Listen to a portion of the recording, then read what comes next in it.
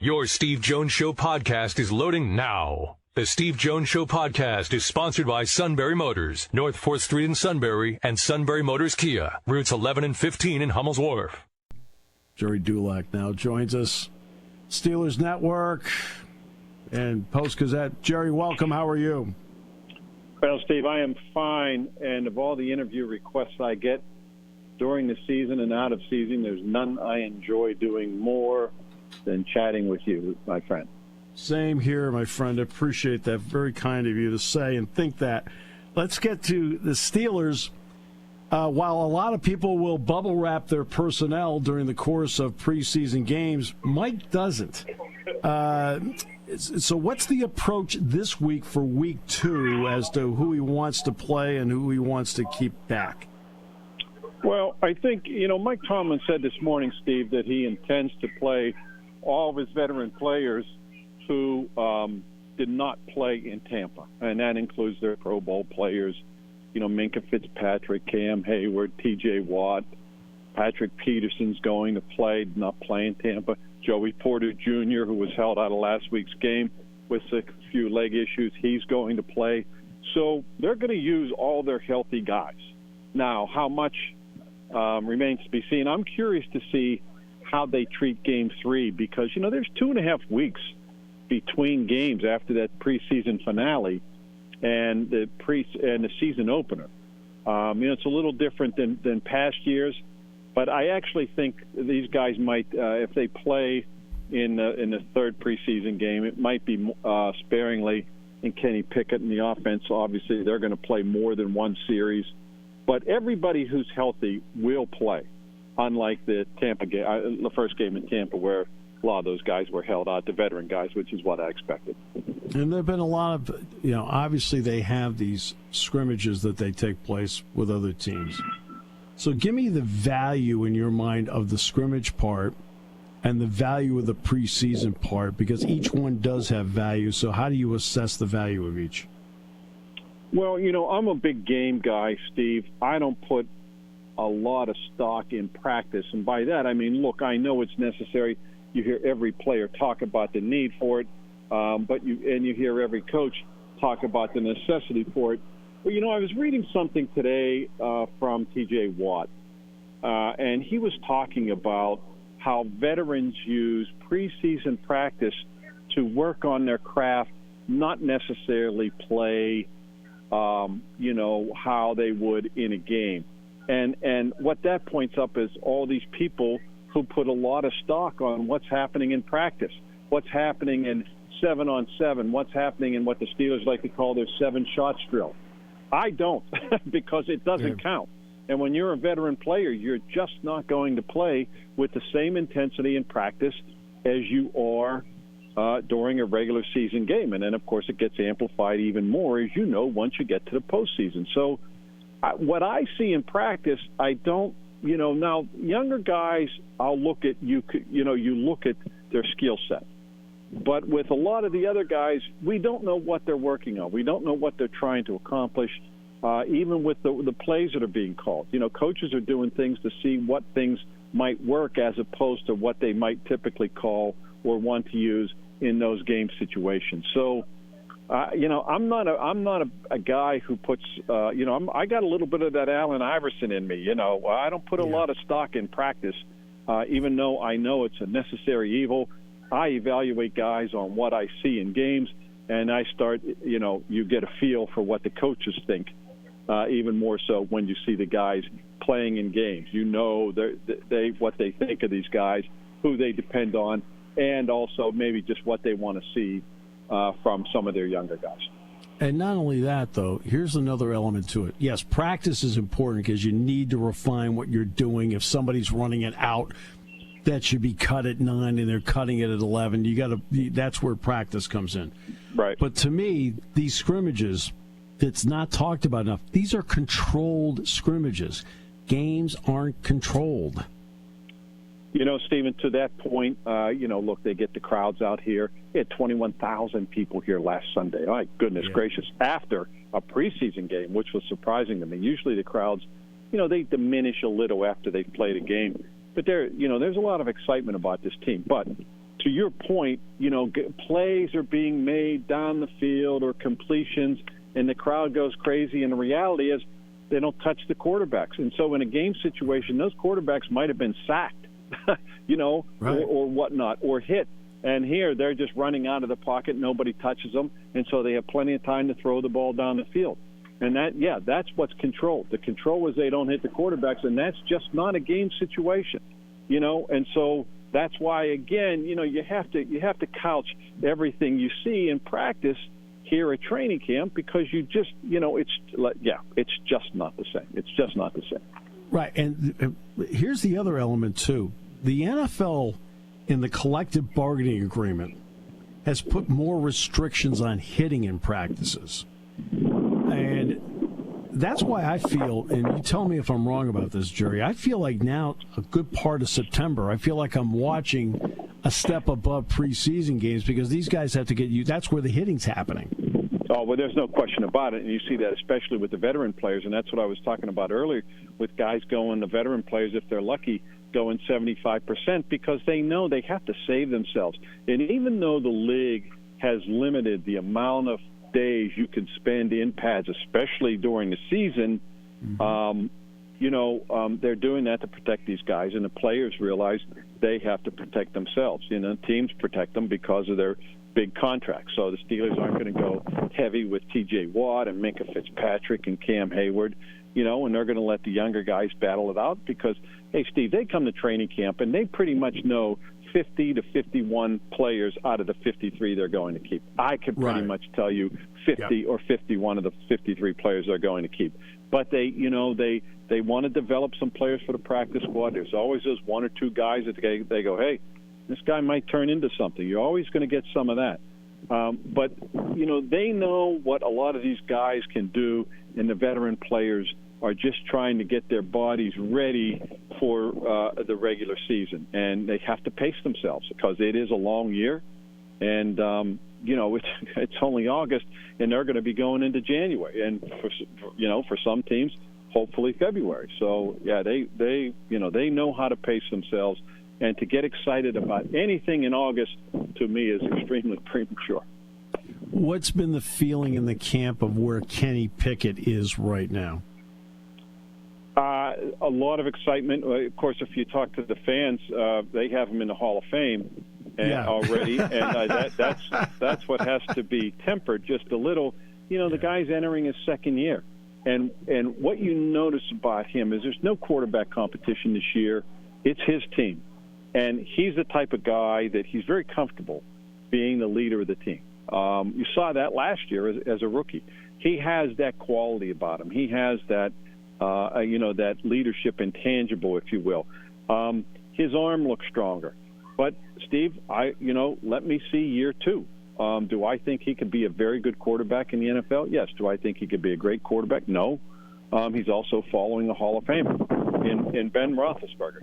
But let's see year two. And while this is his second go-round, this is also the second go-round for the defensive coordinators, who now get a longer look at him to study and prepare for his tendencies.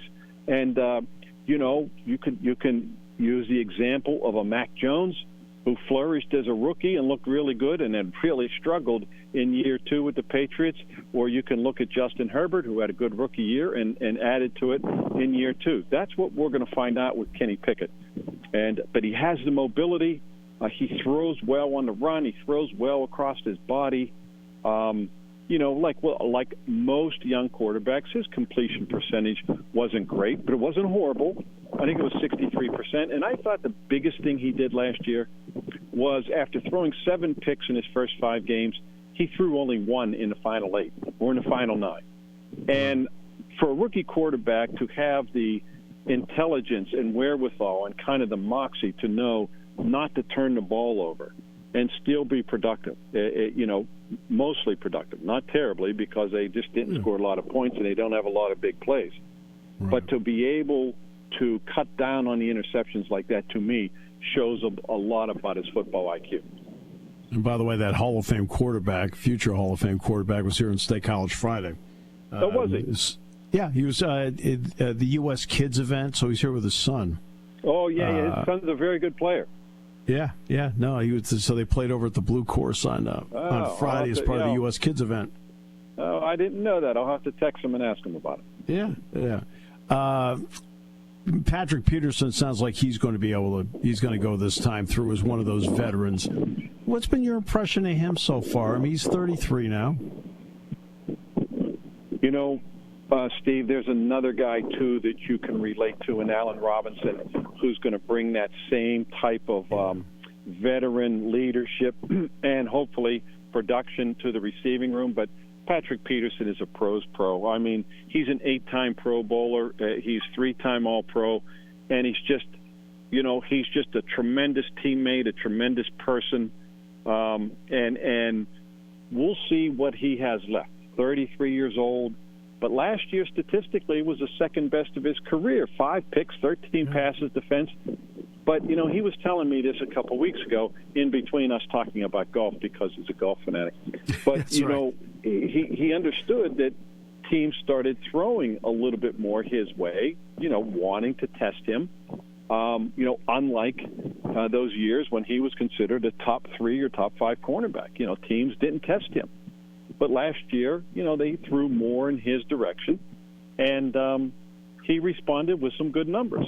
But I think the key is going to be, he knows this, and, of course, Mike Tomlin knows this. They don't want him, for the most part, playing with his back to the quarterback. They don't want him in press coverage running on the outside with a receiver one-on-one for the most part. They would prefer him playing nickel. They would prefer him playing dime. They would prefer him playing a little safety, maybe in some of their sub packages, where he has his eyes in the backfield. They understand he's 33, and he's not the elite player that he once was, and he was an elite player, and he knows that. So it's finding out where and how he fits into that defense. But I don't think there's any question he's going to be a nice addition. Is he going to make a difference in that defense, maybe like Minkah Fitzpatrick does in the back end? No. But I think with everything that he can bring, both from a leadership standpoint and his, you talk about football IQ, that guy has it. I think it was a nice addition for them to bring in Patrick Peterson. And how much can a Joey Porter Jr. benefit from tapping into that football IQ that Peterson has? Yeah, and there's no question. And Patrick Peterson talks to him a lot. They don't have a player, and they haven't had a player like Joey Porter Jr. in a long time. They had some nice cornerbacks. Joe Hayden was obviously very good, but Joe Hayden was 5'10", 5'11". I don't have to tell you about Joey Porter. 6'2.5", and Steve, he looks bigger than even the 193, and he has those long arms. He is a big corner who can run, and I think, to me, obviously, I don't care what they have or who they have, he is their best option on the outside right now. Yeah, might they live with some of his mistakes? Of course, he's a rookie, but they really like him, and he is going to play a lot. And there's no question Patrick Peterson can help him a great deal. But he looks really, really good. They like what they see. And, they're going to get a little better look in some game action, against Josh Allen and the Bills on Saturday. Finally, is there, you talked about essentially going into camp, and you had a pretty good feel about who the top 50 or 51 would be. Is there any competition anywhere you're seeing that gives you any intrigue? I think that the thing that is most curious to me is what do they do with Broderick Jones, their number 1 pick. They move up 2 spots in the draft to get him at 15.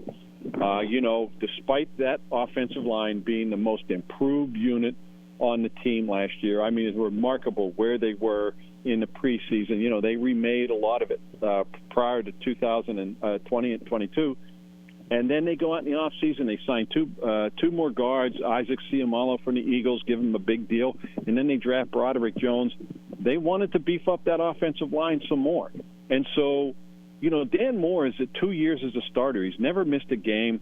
I'm not going to sit here and tell you that he's Anthony Munoz, but, he's not a swinging gate at left tackle either. No. He is a big-bodied guy who is athletic, and you could tell he's kind of reshaped his body coming into camp. And so, it's not like they're just going to thrust Broderick Jones in there, but Dan Moore is a more than capable left tackle when you consider they threw him in there as a rookie, and he's done a pretty good job. In year 2 was the same. A couple holding penalties, but again, he's just a year 2 left tackle, and now he's in his 3rd year.